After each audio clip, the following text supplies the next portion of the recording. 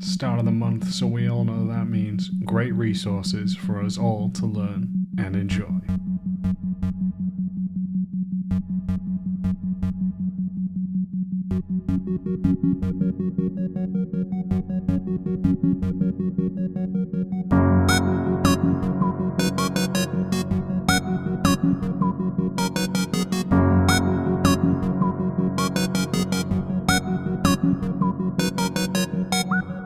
Hey everyone, I hope you're well, playing and making the games that you all love. Thank you very much for joining me. I hope you and your loved ones are all well. Thank you for taking the time of your day, whether morning, evening, or night, to listen to the podcast. I really do appreciate it, and I hope that you find this as entertaining as I do recording it.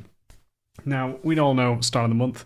For those of you who may not, new listeners, roughly the start of every month, we are creating a list of recommendations that I have found through the previous month that I think have been helpful to myself, but will be helpful to you. But not only that, we actually recommend that you all get involved with this. So if you do have any recommendations, you can leave them in the comments, depending where you're listening, or you can actually get in contact with me and recommend other great resources as well, which would be fantastic to hear from you. Now, I do not know everything, which is why we do this, because there are some incredible LDs, designers, all out there in the industry working on some amazing work that are thinking very different to myself and having different methods in order to create incredible experiences. So without further ado, let's go into the very first one. But first, let's have a quick word from today's sponsor. Today's sponsor is none other than me. What I've done, everyone, and I hope you're excited for this, is I've actually created a level design kind of store. What I've done in this store is put up different kinds of tips and tricks that you can find there, whether that be my actual ebook itself, to that of level design pamphlets focused on different things such as traversal, stealth, breaking into the industry, as well as different talks that I have done which you cannot find anywhere else other than on this store. So if you are looking to improve on your level design skills and processes, then check out the level design store, which will be down in the description below, where there'll be a link to find this. All you need to do is head over to gumroad.com/level design lobby. I hope you like what you see, and I look forward to hearing your thoughts. Thank you, and now back to the show. So this one is an interview on Game Developer. This one is called Telling Emotional Stories Through Evocative Scenes, in that of the developer, who is called Rhett Tisai. How Deep is the Dark Water? Now, this is a really interesting one because this is an independent game. I don't believe it's out yet. I don't think it's mentioned in the interview. But it's more talking about the experience of Rhett in terms of what is it that he's designing from the narrative of Haunting of War, as the character is very much distraught and very, very haunted by a war that they've just escaped. And talking about how Rhett doesn't have any previous game development experience, but what has he learned from other mediums and how he's applying it to his first own game, and what he intends to use these experiences for, and how to best, again, improve it and push things further with the visual references that you'll see. He's gone and used Unreal 5, which many of us do use out there. But again, it's an interesting one, just overall, his approach to not only having no experience in terms of developing, but also that of how he's actually, the technology he's using as well to help push the narrative. So again, there's not much that I actually know. This is the first time I've actually heard about the game myself, but it does have me very intrigued by it. The interview is quite fascinating as well, and obviously the indie space is always fascinating and really, really great at pushing elements or development processes that's not really been used elsewhere. And with it being Unreal and myself using Unreal, I think it's always important to see what others are doing and how they're doing it, because again, just really impressive work. So that is the very first one. Now the next one is a book which is by Benjamin Bure. And if you don't know, he has a great channel, which I'll link in the description down below, talking about level design. He's an extremely experienced designer, over 20 years of experience, which is incredible and also insane to think about that. And he's really done some incredible work online. I'll see if I can actually get him on the show at one point because I'd love to be able to hear. But another great resource, especially in terms of a book out there, is published by CRC Press, which should be not much of a shock, as a lot of great developers and authors do use this publisher when creating their work, right? And there isn't much said about it. I'll link to not only the book but also that of the announcement video where you can see it. But it seems to me like another great one. There is a lot of in here that I think will be interesting for beginners, but I'm hoping the later chapters as well will be more for advanced developers as well on that one. But I do think it's more aimed at people trying to break in. But I could be wrong. As I said, I'm purely speculating on that factor because the fact it's only just really been announced and it doesn't release till February 28th, which will be a little bit after I think this episode goes live. But still, another great book on level design. I was actually thinking today, God, what's another design book that I'd really like to check out? And this one already checked the list for me. So yeah, great to see that one there. Resource number 3 is going to be diving into the nightmarish new systems of the Dead Space remake. Now, this is again on Game Developer, where they get to sit down with that of the team making the remake and what are the changes that they've made when actually talking about how they've changed the overall layout and structure of the Dead Space Ishimura, the ship that it's based on. So I believe there's not as much traveling via carts now. It's supposed to be one cohesive space. And then talking also about how do you bring horror and modernize it from the original one. Now, I've not played the remake, so if anyone has, I'd love to hear your thoughts and opinions on it.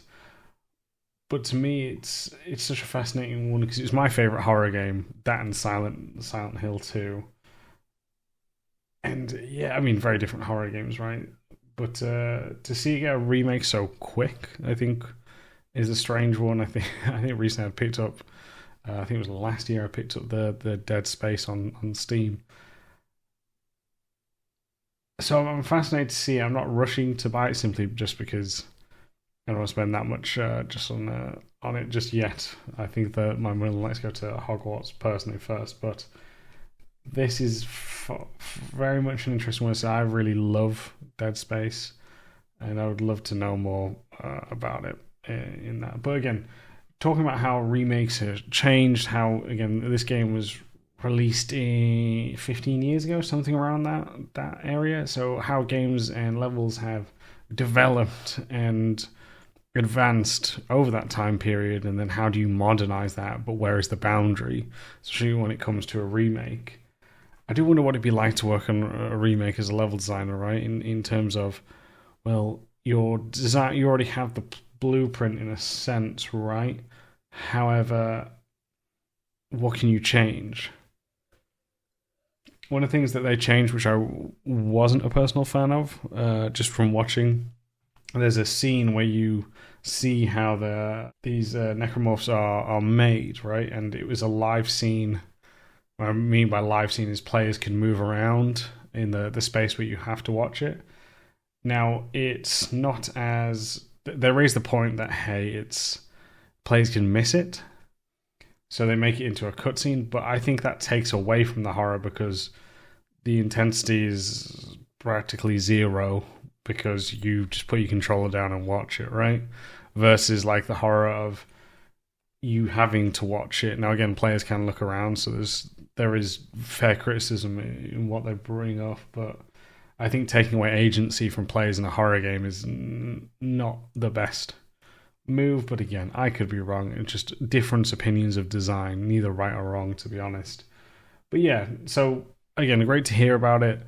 Even if there's things that I don't personally agree with, it's still great to hear their thought process behind it. So looking forward to that one.